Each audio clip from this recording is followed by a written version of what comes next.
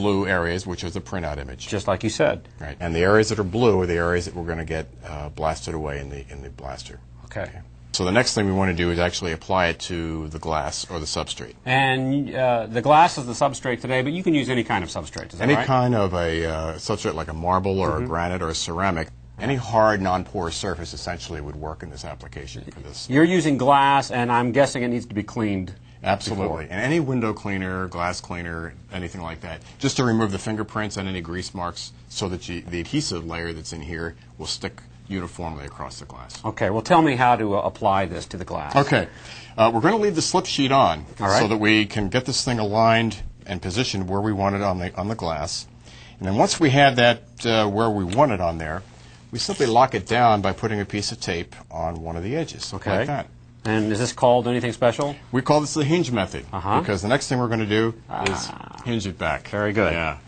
And once we've done that, now we want to remove this slip sheet so that we can apply it to the glass. Right. And one thing you're going to notice that I do here is after I remove this slip sheet, I'm not going to let this fall back onto the glass because we don't want to trap any air between the film and the glass. Very important when you go into etching. Okay. Or you may have areas that actually blast through that you don't want.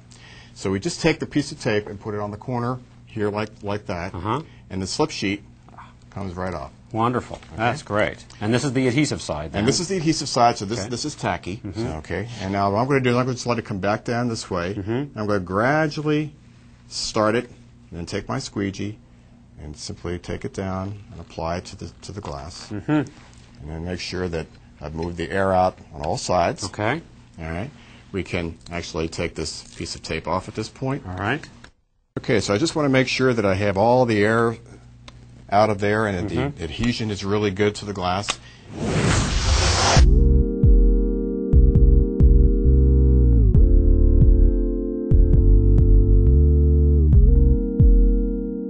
As you can see, by using this hinge method, we have very good adhesion, very uniform adhesion throughout. There's no air trapped in here. Okay, so the next step is really to go into the sand carver. Is there anything else you need to do before you take it? Only to mask off the edges of the glass so that you don't have any problems with that. And of course, we do still have the carrier on here. Right. And just simply by taking a piece of tape, as we did before, putting it on the corner, you can lift that carrier right up, and it comes right off. And the masking is really just that. It's taking a piece of masking tape and going around the edges to protect the edges of the glass from overblasting from the sand carver.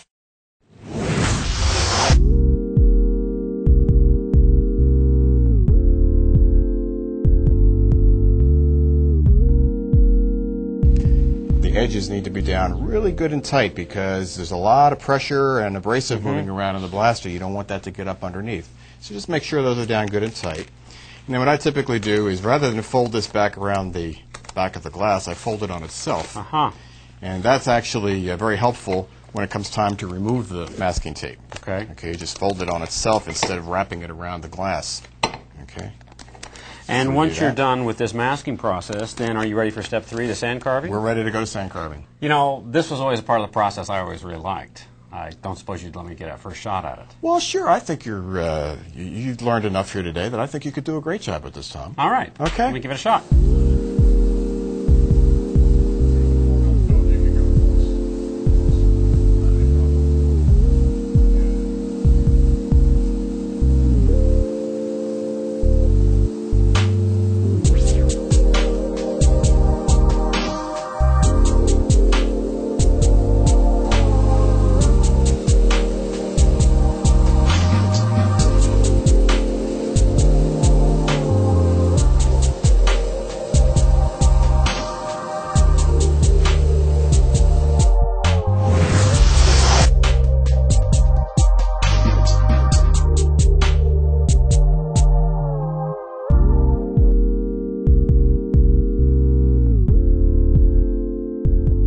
Hey, Tom, how'd you make out? Well, I think I did all right, Vince. What do you think? Let me look at that. Not bad. Okay. Well, the next step is to remove the mask that's on here. Okay. And that's really a very, very simple step. And the first thing to do is take off the masking tape on the edge. Now, you could either do that in the water or outside. Doesn't really matter.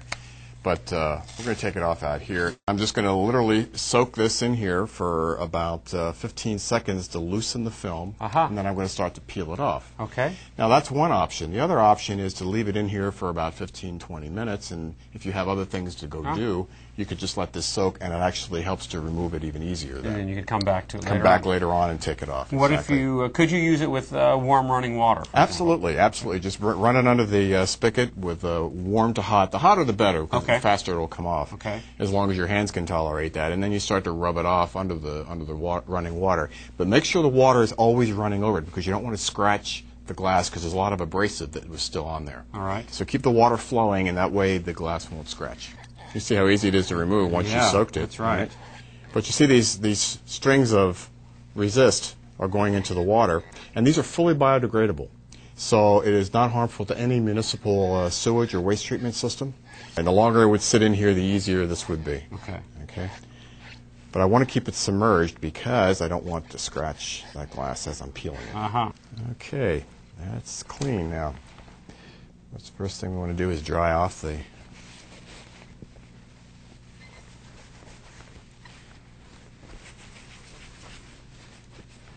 and then hold it up and look at it. Oh my, yeah. Boy, oh boy, oh boy.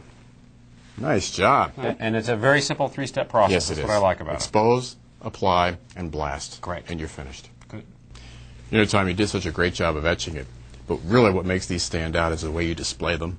Okay, so we're going to try an illuminated base. Okay. I want you to see how this actually comes alive. Oh my God. Is that not great? That's wonderful. Yeah, that's an awesome picture. Yeah. And it couldn't be any easier, you know. Right. There you have it. Expose, apply, blast.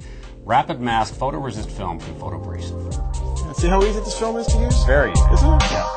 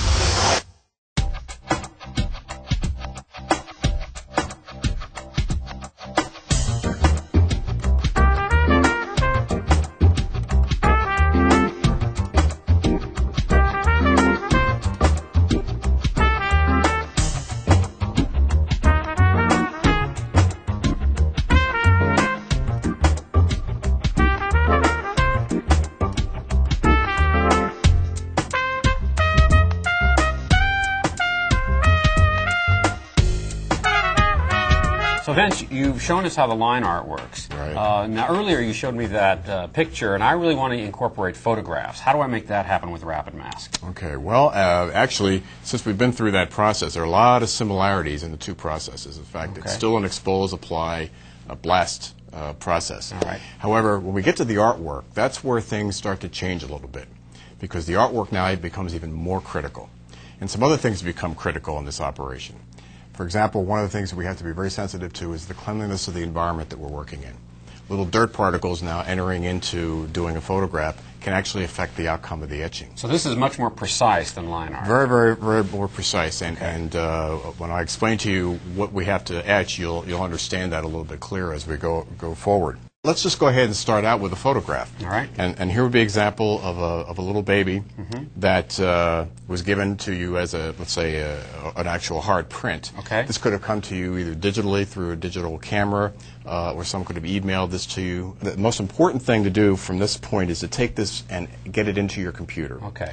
And there are a variety of different software packages that you can use to manipulate the image once it's in there. So what we're going to do now, we're going to take this, and in this case, we would scan this into our computer. All right. Okay.